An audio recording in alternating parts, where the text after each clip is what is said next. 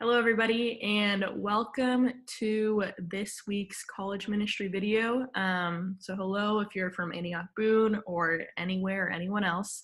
My name is Averi Holben, and I am on staff with Antioch College Ministry. And here I have a special guest. I don't actually know where he's going to be. Oh, wait, he's on this side, joining me in this video. Hi, everybody. My name's Daniel. I am a life group leader at Antioch Boone in the college ministry. Yeah,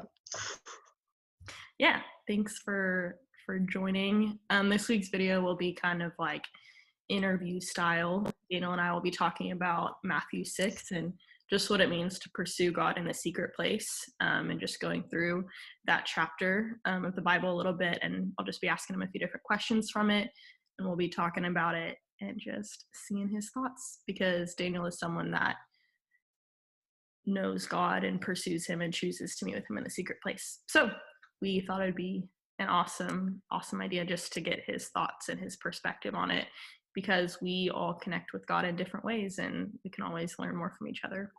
Does that sound good to you, Daniel? yeah, it's Awesome. ready. And if you haven't had a chance to read Matthew 6, pause the video now and read it.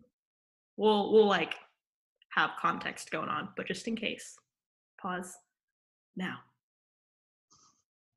Okay, cool. So now that you've read Matthew 6, like I said, we're just going to go through some questions. So Daniel, the first question I have for you is, why do you spend time with God?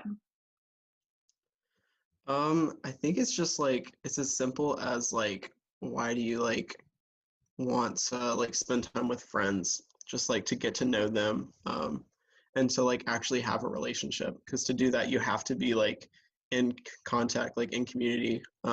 So in order to like know someone, and like be close with someone, you have to like spend time with them and like really be able to cultivate a real relationship. Yeah, for sure. And so when you first started spending time with God, was that like the same reason? Yeah, I don't exactly remember like when I was like, I'm gonna start now, but I'm pretty sure it was just like, if I'm gonna be a Christian, like I need to know how to like be with God, Mm-hmm. and like really understand what it means to like know him and like not just go through the motions, but like actually have a relationship. Yeah. Yeah. And so has your reason or your why for spending time with God changed at all, from like whenever you first kind of started spending time with him until now? Like, has it morphed, or is it still pretty much the same? I think it's changed from like I want to like learn more about this person or like get to know him better to like um I just like enjoy like spending time and like talking to him, having like conversations and just like communicating. So it's like not so much as let me like as like it was in the beginning of let me like see like what's going on here. But it's like I really enjoy doing this now and I really want to like continue to like talk to him. Yeah, that's awesome. All right, next question for you. So in this passage, we see Jesus use the phrase a lot, in secret. We first see him saying it in verse 4. I think, yeah, he starts in verse 3 and he says, "But when you give to the poor, don't let your left hand know what your right hand is doing, so that your giving may be in secret, and your Father who sees in secret will reward you." And then he continues to reference just doing things in secret and your Father being in secret. So with that being said, what do you think it means? Like, what do you think in this context this chapter means when Jesus is saying the secret, like in secret? I think it really is just like being able to be alone with God, and having that like deep in your heart, to where it's not like, oh, I'm only with God when I'm like out with a group of people, but it's like an Mm-hmm. intimate relationship, Yeah. where it's like a personal thing, like in secret. It's where you're doing it. It's like alone time, to where you're not distracted, and you're actually able to have that like intimacy that you can being alone. Yeah, for sure. And it's like you were saying with the first question, like if you want to get to know someone, you don't just spend time with them in large groups. You like spend one-on-one time with them and get to know them personally, and you ask good questions and you hear what they have to say. And so yeah, totally. Also in that verse in Matthew 6:4, it says that your father who sees in secret will reward you. So what does that mean? What do you think that means, and what does that mean for you? I think the reward is like that deeper intimacy that you're like gaining, Hmm. to where you're actually able to understand like the truths he has for us. Um, and like when you're actually like putting it into practice and like having it like deep in your heart, you're gonna see those things come out of it. It's like, wow, look at God working in my life and like all of this fruit that's coming because I am like truly focused like in that secret place. Hmm. Yeah. Yeah. And it's like you were saying earlier, also, like the purpose of spending time with God and doing things in the secret place isn't for the reward, anyways. It's to get to know Him and to love Him. So it's like, regardless, if the reward is that you like know Him deeper and He knows you, like that He knows you deeper, then it's like a win-win, because you're not even, yeah. Um, that's awesome. All right, next question I have for you. In this passage, Jesus then goes on to talk about just praying and praying in secret, and he even gives the disciples an example of how to pray. And so, just going off of that, what role does prayer play in your life? What does it look like in your life? Um, Prayer is like incredible. Like I really enjoy just like praying. Like with the whole coronavirus going around, I've really found that it's like super awesome to just hop in my car, and just like spend hours just driving around praying.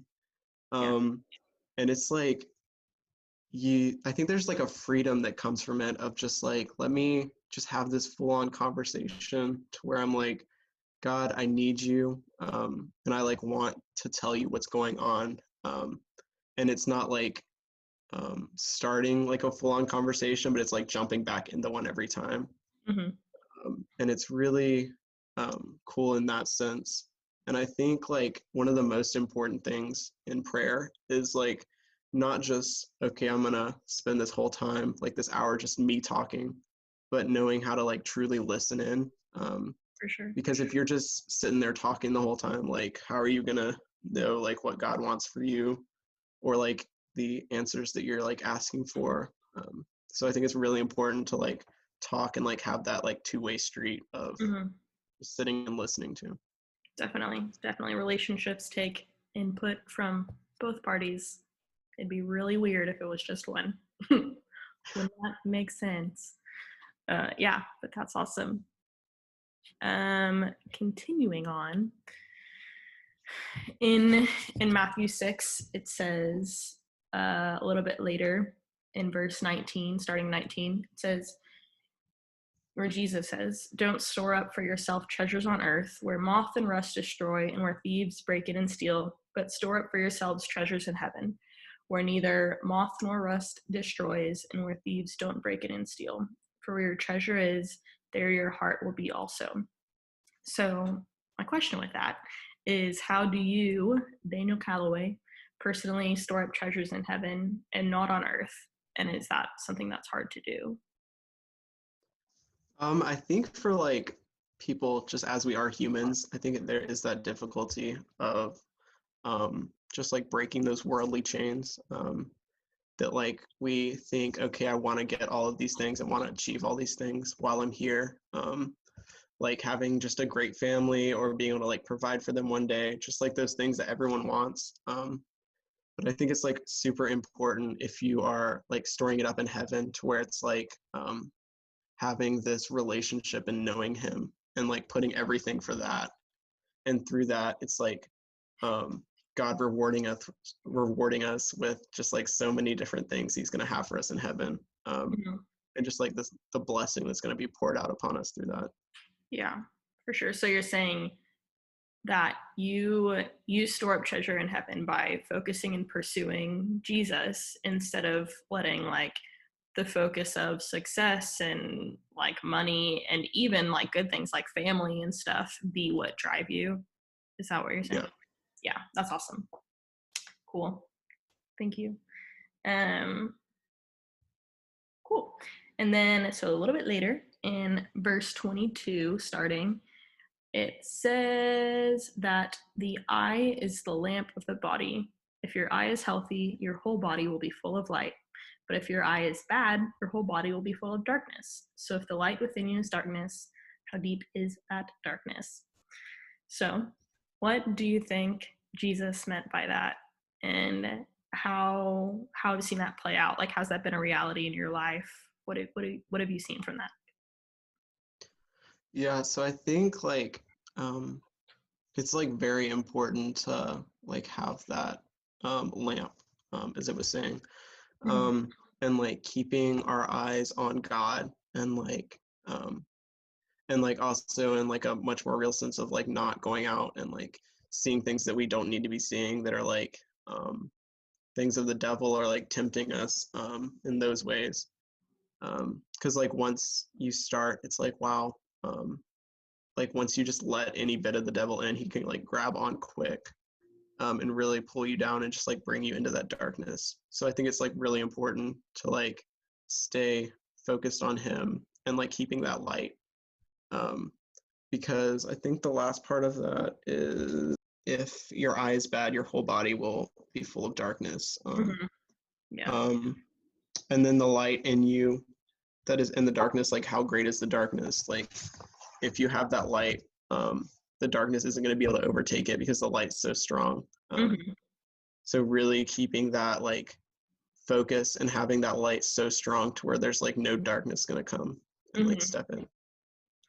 Cool. So, just a quick additional question. With that in mind, do you have any specific examples in your life where you either seen where like your eye and what you've been intaking is good and life and light, and like then seeing the byproduct of that in your life, or the opposite, the flip side, where what you intake and see, I guess, with your eye is bad and like producing darkness and the byproduct of that in your life. Have you seen either of those play out? Yeah, I've definitely seen like both of them play out in my life. With like when I first got to college, just like not focused on God at all, um, and just like focused on worldly pleasures of like let me just like live it up and like have a what I thought would be like a great time in college. And like I just like instantly saw my life just like falling to a place that I was just like not okay with like where it was going. Mm-hmm. And I just did not want to be like that kind of person. And like it's a quick fall. Like I got to the point where it's like I have to do something right now in order to like do this like complete 180 so I can like try to get back on the right track. And like after that, once I like truly started having a relationship with like Jesus, um, I saw just like being focused on him and like having my life that way. Like there has been so much like fruit come out of that. And like my life has been this like I mean, I'm not going to say it's like this great thing and I haven't had any like trouble since then, but it's been like seeing God and pursuing him and just like having just like fruit come out of that with my relationship with him and then like also relationships with people. Like I can just say in general, it's been just like so much better, just like staying focused and like having like that light instead of just letting the darkness like step in and overtake. Mm-hmm. And when you say fruit, what do you mean by that?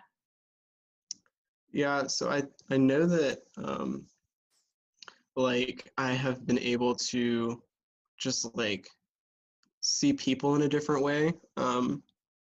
And like through that um like I think it was like beginning of last semester, like I was like fully baptized in like the Holy Spirit and was able to like prophesy over people and like just that gift is just like incredible. Just to like have no idea like what I'm really saying, but just like seeing how God is like, hey, I'm going to use you in this moment, like not for your personal gain, but like just to like help me and like help those people through it, like helping God, and just like bringing glory to Him. Um, yeah. Wow, that's so encouraging. Like like you said, whenever you like chose to intake, I guess, Jesus and the things of Jesus, like in turn, what happened was like you were built up personally, but then also like everybody else around you was built up and encouraged because of like how God was like loving people through you and speaking to people through you. So that's crazy encouraging. Cool. We got two more questions. Only two left. So later on, a little bit later in the chapter, we see Jesus saying, starting in verse 25-ish, not to worry about like food, clothes, tomorrow, etc. Fill in the blank. So is there any way that you do that? Because I feel like now our culture is very tuned into worrying, and that's something we see a lot, especially in college or even in like a global pandemic. I think worry and anxiety is very high. So what do you do to like kind of obey Jesus and not worry? Yeah, I think it takes like next level of like trust and like Mm-hmm. um to really have that you have to like not just sit on the fence. It's like, okay, am I gonna trust God and like through that not have to like be worrying about like where everything's coming from, like what's happening, or like can I not do that and like am I just gonna let worry set in? um so I think it's like it was definitely like difficult at me at first to be like, God, I completely can trust you in everything. Like I'm gonna, whatever happens to me like in my future, like I know that you have it and I like know that I can trust in you. um because like if I'm like, it's making that decision, like am I actually a follower or not? Like um am I gonna be like burning hot for him or just like cold for him? Because there's no lukewarm. Like it says that being lukewarm is worse. Um, so it's like completely, fully putting all of that trust and being like, God, you've got this. And I know you have this because I have this relationship with you, and I know that I can like completely trust you in everything. So with that, and with just like trusting Jesus and letting that be the thing that like helps take away the worries and the anxiety, is that something that is easy or something that like happens 100% of the time? Like, do you always fully 100% trust Jesus and have no stress? Yeah, so I think just like with anything else, it really takes time for you to get to that point. And even when you do get there, like I'm not there, but I'm sure that there's still times it's like, well, God, do you like completely have this? Um, and like when you're at that point, it's really important to just be like, hey, God, just like have that communication, just like don't let it stop going. Just being like, hey, I'm not 100% like sure what's happening here. I'm trying not to completely freak out, but like you got this. So just like help me get through this. Mm-hmm. Um, because like we aren't meant to do it on our own. So um, don't try to, because it's doesn't end up helping, and it just worries you more in that. So just like immediately taking it to God just is like incredible and really helps. Yeah, and also with that, I think just like what you were talking about earlier, it's important to like cultivate and invest in trusting God and having faith in God when like things are easy, so that it's like that much part of who you are and ingrained in you when things are hard. So that it's like something you can do consistently and not just something you have to figure out how to do when there's like crazy stuff going on. So yeah, what you said is awesome. All right, final question. Are you ready? All right. So, with the entire chapter in mind and everything that we've talked about, all of Matthew 6, what does it look like or mean to cultivate a relationship with Jesus in the secret place? Yeah, so I think practically it's like constantly putting in that effort. Um, and just like being like, hey God, like I want to know you deeper and I want to have that relationship. So I'm gonna put in that effort and like just let him like come alongside you and show you just like what needs to be done. Um, and really just like growing that relationship, because like intimacy in that relationship is so important. Um, and just like once you experience, I think just like experiencing that just like once will just like blow your mind of just being like, wow, this is incredible. Like I don't want this to stop.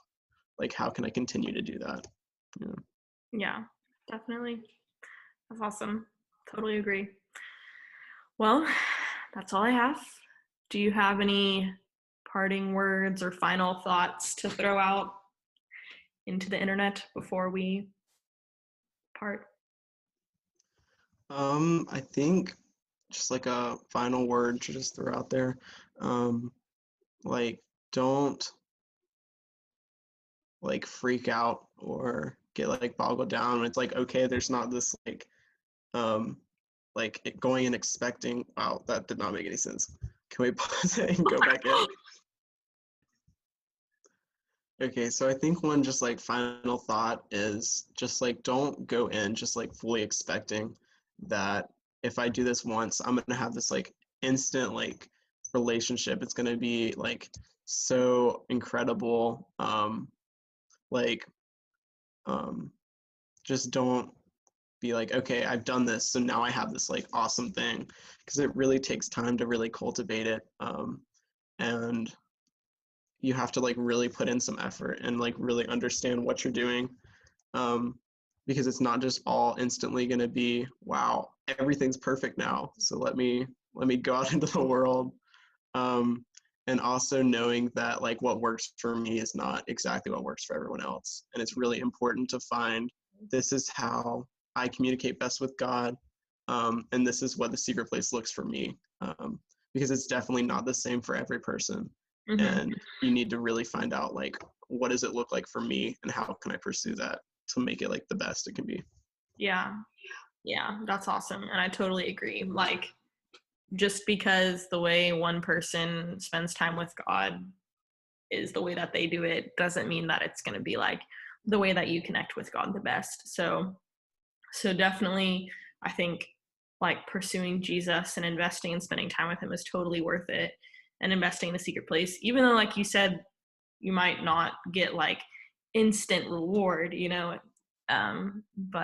but instead, like a relationship, it takes time and it takes work and it takes effort. So thank you so much for joining me on today's video, Daniel. I'm glad to have you. And everyone Yeah. watching, love you, miss you guys. Can't wait to see you all soon. Bye. Boy.